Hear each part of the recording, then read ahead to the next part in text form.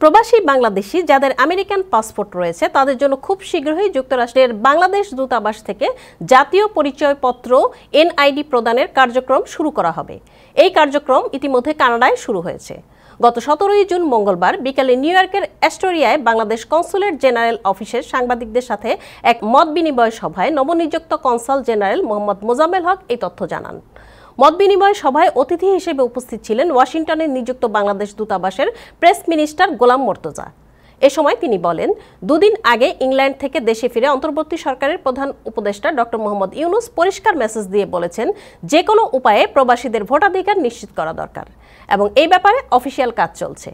আগামী এক সপ্তাহের মধ্যে এ বিষয়ে ঘোষণা আসতে পারে। পরে তার উপস্থিত সংবাদ ও সাংবাদিকদের বিভিন্ন প্রশ্নের উত্তর দেন।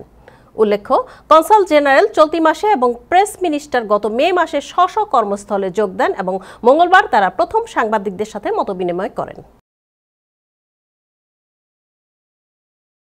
সেটা হচ্ছে যে এনআইডিটা প্রবাসী যারা বিদেশে যারা বসবাস করে যারা পাসপোর্টধারী অন্য দেশের তাদের এনআইডি প্রদানের ব্যাপারে গতকালই আমরা একটা ঢাকাতে একটা ফোন পেয়েছি।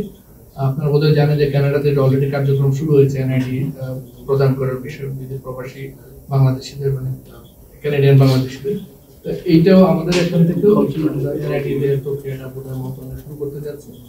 বাংলাদেশের পক্ষে এইখানে সরকারের সঙ্গে দুটি কাজ, একটি বাংলাদেশ প্রবাসী বাংলাদেশিদের স্বার্থ দেখা, প্রবাসী বাংলাদেশিদের সেবা দেয়া, আর একটি হচ্ছে মার্কিন যুক্তরাষ্ট্রের সরকারের সঙ্গে বাংলাদেশ সরকারের যে সম্পর্ক, সেই সম্পর্ক যে সমস্ত জায়গাতে এগিয়ে নেওয়া দরকার সেই জায়গাটিতে কাজ করা।